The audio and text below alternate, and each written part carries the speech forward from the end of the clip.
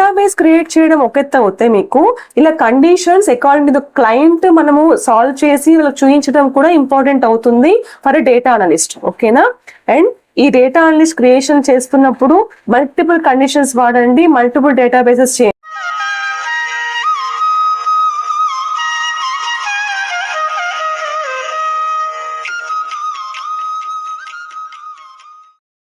Good morning students. Now the next class of the advanced external is about if function.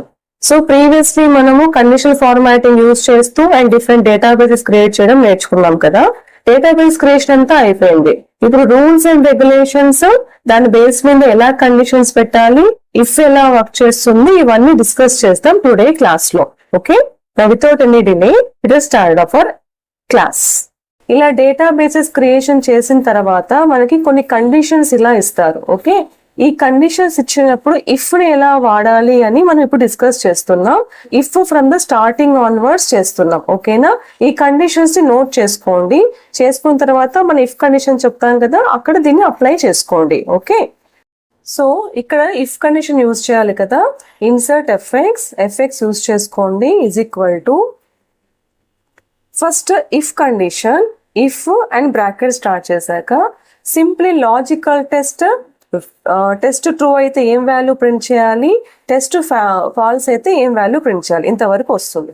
No first according to our condition మన basic salary greater than 20,000 అయితే no comma true value ఏమన్నాము 10%. Starting లో only 2 conditions check చేస్తున్నాను. So 10% on the basic salary.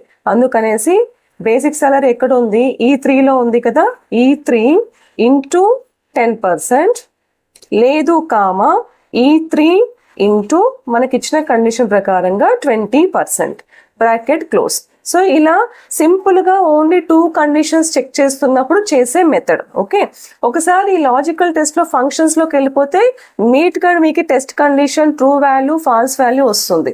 కానీ ఆ functions లో, ఆ విండోలో మనం ఒక టెస్ట్ కండిషన్, ఒక ట్రూ వాల్యూ, ఒక ఫాల్స్ వాల్యూ చేయొచ్చు.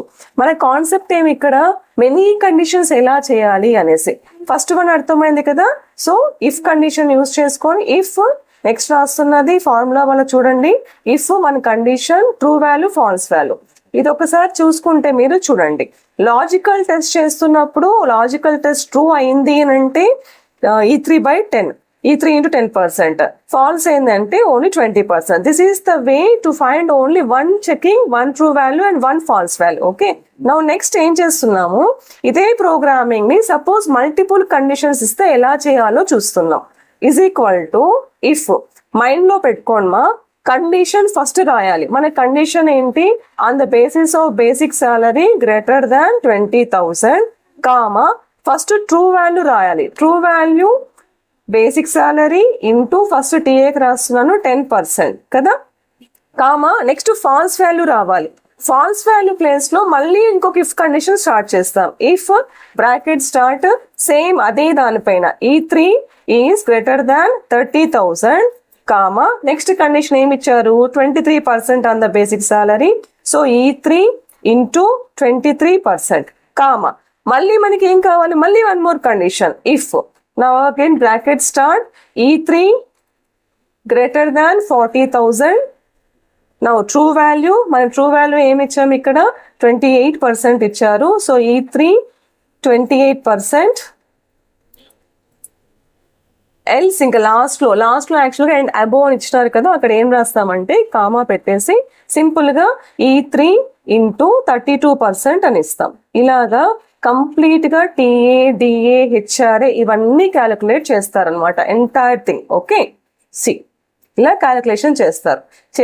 ఒక కండిషన్ రాస్తే మీకు చాలు, మనం చేసేసి డ్రాగ్ చేసేసామంటే ఆటోమేటిక్గా మిగతావన్నీ కూడా సెట్ అయిపోతాయి.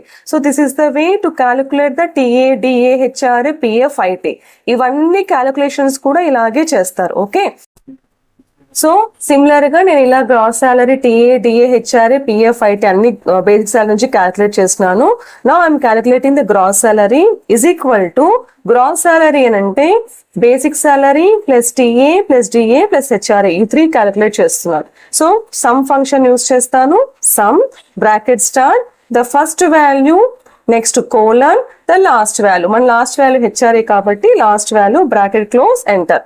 ఇలా గ్రాస్ సాలరీ క్యాలిక్యులేట్ అయిపోతుంది. సిమిలర్లీ సింపుల్ గా డ్రాగ్ చేయండి, మిగతా సెల్స్ అన్ని కూడా క్యాలిక్యులేషన్స్ అయిపోతాయి.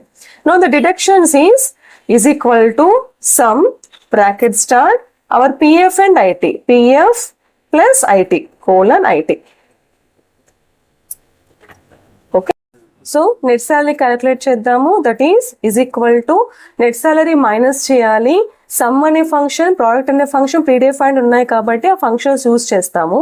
కానీ మన దగ్గర మైనస్ లేదు కాబట్టి మాన్యువల్ క్యాలిక్యులేషన్ చేద్దాము. Gross salary minus deductions and simply drag. ఇలాగా మొత్తం ఎంప్లాయీ సాలరీ క్రియేట్ చేసి, అంటే ఈ డేటాబేస్ మనం క్రియేట్ చేసుకున్నాం. Like employee ID, name, job, basic salary, TA, DA, HRA, PF, IT, gross salary, deduction, net salary. ఇది నేను సింపుల్ గా డేటాబేస్ నార్మల్గా క్రియేట్ చేశాను. మీరు కావాలంటే దీనికి ఎక్స్ట్రా ఫీల్డ్ నేమ్స్ యాడ్ చేసి ఇంకా ఎక్స్ట్రా క్యాలిక్యులేషన్స్ కూడా చేయొచ్చు. ఈ ప్రోగ్రామ్ లో main part if condition simple గా ఎలా వాడాలి, ఇఫ్ కండిషన్ మల్టిపుల్ గా ఎలా వాడాలి వరకు చేసాం కదా. నెక్స్ట్ ఇదే కాన్సెప్ట్ ని ఎక్స్టెండ్ చేస్తూ ఏం చేస్తామంటే, సపోజ్ నేను ఏం కనుక్కోవాలి, ఇక్కడ ఉన్న సాఫ్ట్వేర్ ఇంజనీర్స్ అందరికి ఎంత సాలరీ వస్తా ఉంది. సపోజ్ నా feel that you are a manager, complete company నీదే అనుకో. ఇప్పుడు డాక్టర్స్ అందరికి నేను ఎంత సాలరీ పే చేస్తున్నా, మన దగ్గర ఉన్నది according to the job salaries అన్ని క్యాలిక్యులేషన్స్ టోటల్స్ ఎలా చేయాలో నెక్స్ట్ ఈ కాన్సెప్ట్ ఇలాగే కంటిన్యూ. జాబ్ తీసుకున్నాము. సపోజ్ ఫర్ ఎగ్జాంపుల్ మన డేటాబేస్ లో డాక్టర్స్ అందరికి ఎంత సాలరీ వస్తుందో నేను చెక్ చేయాలనుకుంటా. టోటల్ సాలరీ డాక్టర్ అని తీసుకున్నాను. ఇక్కడ now is equal to some if అనే ఫంక్షన్ యూజ్ చేస్తున్నాము. Is equal to some if. Okay, ఈ సమ్ ఇఫ్ అనే ఫంక్షన్ లో మనం క్యాలిక్యులేట్ చేయడం కోసం యూజ్ చేస్తాము.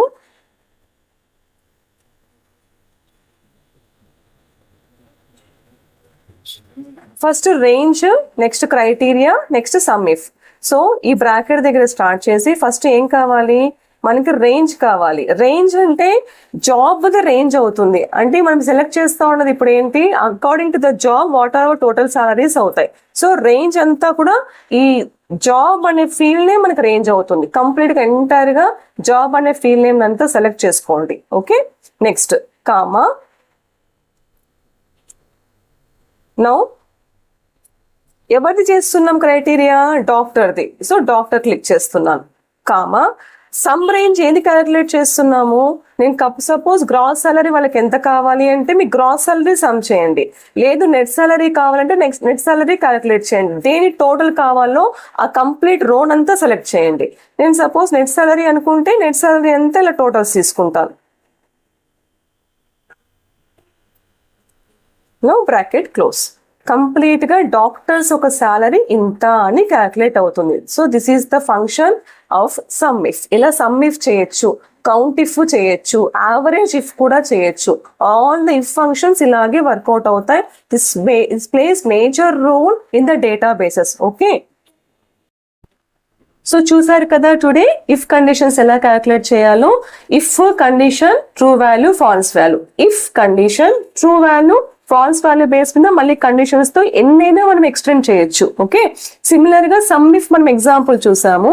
సమ్ ఇఫ్ బదులు మీరు ట్రై చేయొచ్చు, కౌంట్ ఇఫ్ వస్తుంది, యావరేజ్ ఇఫ్ కూడా వస్తుంది, అవి కూడా మీరు ట్రై చేయొచ్చు. ఓకే, డేటాబేస్ క్రియేట్ చేయడం ఒక ఎత్తు అవుతే మీకు ఇలా conditions according to the client మనము సాల్వ్ చేసి వీళ్ళకి చూపించడం కూడా ఇంపార్టెంట్ అవుతుంది ఫర్ డేటా అనలిస్ట్. ఓకేనా, అండ్ ఈ డేటా అనలిస్ట్ క్రియేషన్ చేస్తున్నప్పుడు మల్టిపుల్ కండిషన్స్ వాడండి, మల్టిపుల్ డేటాబేసెస్ చేయండి.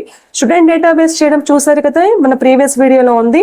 టోటల్ క్యాలిక్యులేట్ చేయండి, గ్రేడ్ క్యాలిక్యులేట్ చేయండి, అలా ఎక్స్టెండ్ చేయొచ్చు. ఎంప్లాయీ తీసుకున్నారు, కస్టమర్ తీసుకోండి, ఇలా తీసుకుంటూ ఈ మల్టిపుల్ కండిషన్స్ అన్ని కూడా ప్రాక్టీస్ చేయండి. Okay, and I hope you learned something from this video. If you learned something from this video, please share this video for all the data analyst people. MBA వాళ్ళకు, BCom, BSc వాళ్ళకు అందరికీ కూడా ఇది చాలా useful అవుతుంది. So please like, share and subscribe. Thank you.